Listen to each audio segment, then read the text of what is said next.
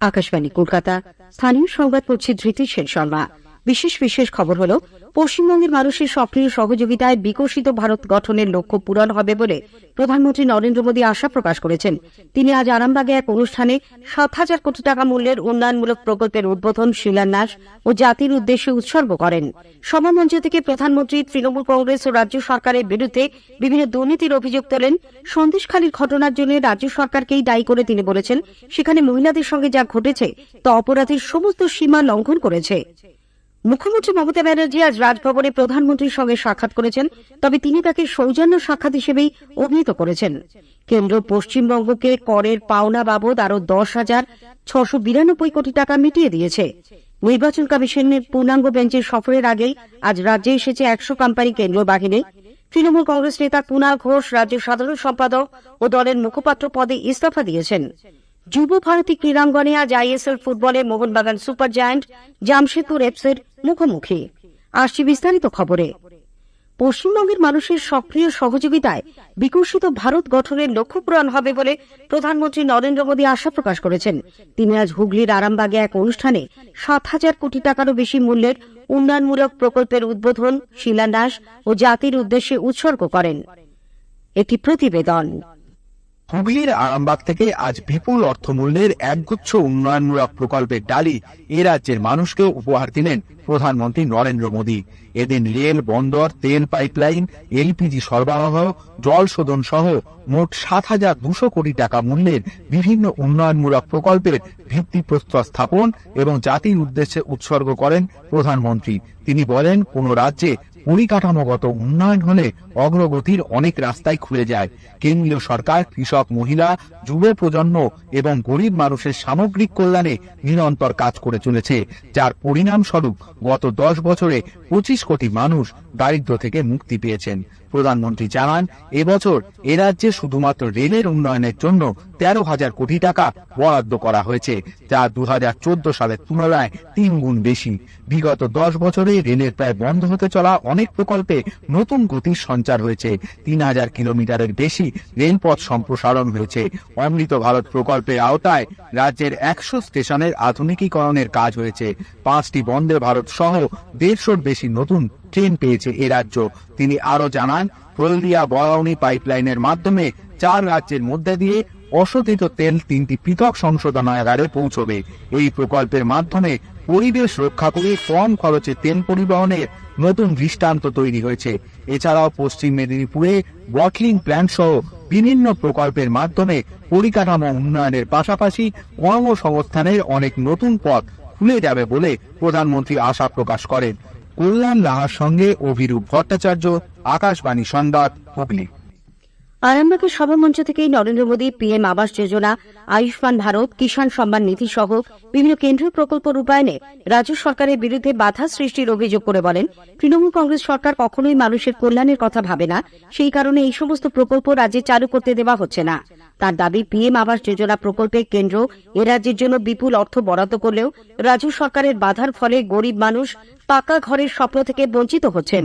কেন্দ্রের হর ঘর জল প্রকল্পে 4 বছরে 11 কোটি মানুষকে পানীয় জল পৌঁছানোর লক্ষ্যমাত্রা নেওয়া হলেও সেই কাজ এগোচ্ছে খুবই ঢিমে তালে।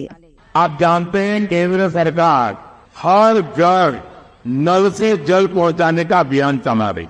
लेकिन हर घर जल देने के लिए पश्चिम बंगाल सरकार कछुए की रफ्तार से काम कर रही है। साथियों, इसे माताओं, बहनों, बेटियों की परेशानियों से कोई लेना देना नहीं है। केंद्र सरकार पैसा दे रही है, लेकिन यहाँ की सरकार उसका उपयोग भी नहीं कर रही है। साथियों, और उस योजना से जिससे गरीब का भला होता हो, टीएमसी सरकार उसके सामने दीवार बनकर खड़ी हो गई है। শাসক দলের নেতাদের বিরুদ্ধে দুর্নীতির অভিযোগ তুলে প্রধানমন্ত্রী বলেন, পশ্চিমবঙ্গ ভ্রষ্টাচারের নতুন মডেলে পরিণত হয়েছে। সন্দেশখালীর ঘটনার জন্য পশ্চিমবঙ্গ সরকার ও শাসক দল তৃণমূল কংগ্রেসকেই দায়ী করে প্রধানমন্ত্রী বলেন, সেখানে মহিলাদের সঙ্গে যা ঘটেছে তার সমস্ত অপরাধের সীমা লঙ্ঘন করেছে। সন্দেশখালী কাণ্ডে মূল অভিযুক্ত শেখ শাহজাহানের নাম না করে প্রধানমন্ত্রী বলেন, তাকে বাঁচাতে তৃণমূল কংগ্রেস নেতারা নিজেদের সর্বশক্তি প্রয়োগ করেছে। সেখানকার অত্যাচারিত মহিলারা মুখ্যমন্ত্রীর কাছে আশ্রয় চাইতে গেলেও তারা তা পাননি। टीएमसी का ये अपराधी नेता महीने तक बढ़ाता है, कोई पे होगा जिन पे बचाता होगा। आज बंगाल की जनता यहाँ के मुख्यमंत्री दीदी से पूछ रही है, क्या लोगों का वोट आपके लिए संदेश खाली पीड़ित महिलाओं से नहीं ज्यादा अहम हो गए हैं? अरे मानी चाहिए। আরামবাগের অনুষ্ঠান শেষে প্রধানমন্ত্রী রাজভবনে এসেছেন। সেখানে মুখ্যমন্ত্রী মমতা ব্যানার্জি তার সঙ্গে সাক্ষাৎ করেন। প্রায় 1 ঘণ্টা তাদের মধ্যে কথাবার্তা হয়। পরে মুখ্যমন্ত্রী অবশ্য একে সৌজন্য সাক্ষাৎ বলে উল্লেখ করেন।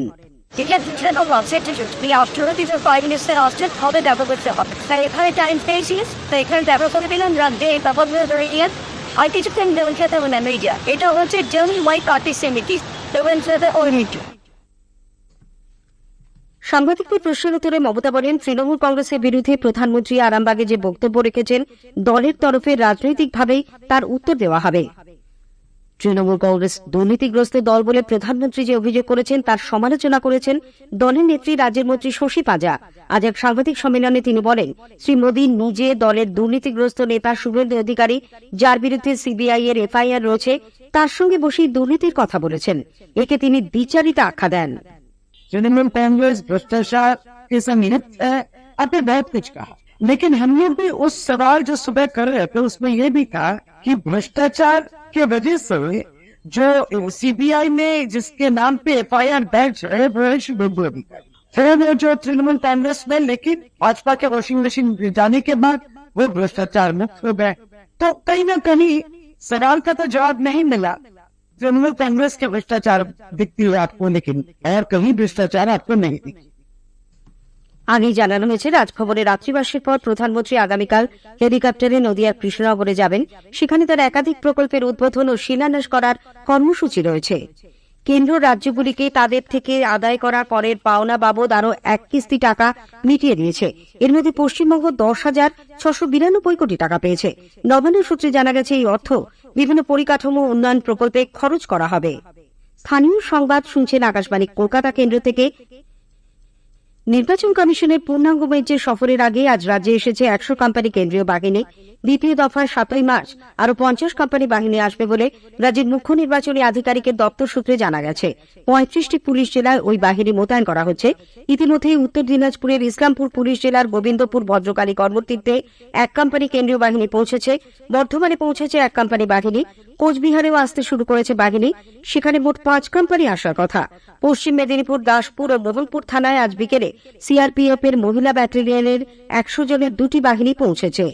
ভোট ঘোষণার আগেই ত্রিস্তরীয় পঞ্চায়েতে শূন্যপদ পূরণের প্রক্রিয়া শুরু হয়েছে। পঞ্চায়েতের 3 স্তর মিলিয়ে 6,652টি শূন্যপদ পূরণের বিজ্ঞপ্তি প্রকাশ করেছে পঞ্চায়েত দপ্তর। এবার প্রতিটি জেলায় এ মর্মে বিজ্ঞপ্তি জারি করে নিয়োগের প্রক্রিয়া শুরু করবে। জনসাধারণকে তাদের লোকসভা কেন্দ্রের বিশদ তথ্য এবং সেই এলাকায় চালু থাকা বিভিন্ন কেন্দ্রীয় সরকারি প্রকল্প ও উন্নয়ন সম্পর্কে অবহিত করতে আকাশবাণী কলকাতার সংবাদ বিভাগ শুরু করেছে বিশেষ অনুষ্ঠান ভারত বিকাশ ডায়েরি। প্রতিদিন রাত 8:50 গীতাঞ্জলি প্রচার তরঙ্গে শুনুন 10 মিনিটের এই অনুষ্ঠান। আজকের প্রতিবেদনে থাকছে মালদা উত্তর ও দক্ষিণ লোকসভা কেন্দ্র। তৃণমূল কংগ্রেস নেতা কুণাল ঘোষ রাজ্য সাধারণ সম্পাদক ও দলের মুখপাত্র পদ থেকে ইস্তফা দিয়েছেন। দলের একাংশের প্রতি অসন্তোষ প্রকাশ করে তার এই পদত্যাগ করে জানা গেছে। পাশাপাশি রাজ্যের দেওয়া নিরাপত্তাও কুণাল ফিরিয়ে দিয়েছেন। কোচবিহার জেলায় সংখ্যালঘু মোর্চার সভাপতি সিদ্দিক আলী মিয়া তৃণমূল কংগ্রেসে যোগ দিয়েছেন। আজ মাথাভাঙায় তৃণমূল কংগ্রেস নেতা শান্তনু সেন তার হাতে দলীয় পতাকা তুলে দেন। যুবভারতী ক্রীড়াঙ্গনে আজ আইএসএল ফুটবলে মোহনবাগান সুপার জায়ান্ট জামশেদপুর এফসির মুখোমুখি।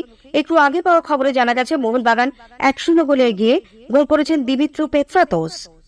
স্থানীয় সংবাদ শেষ হলো।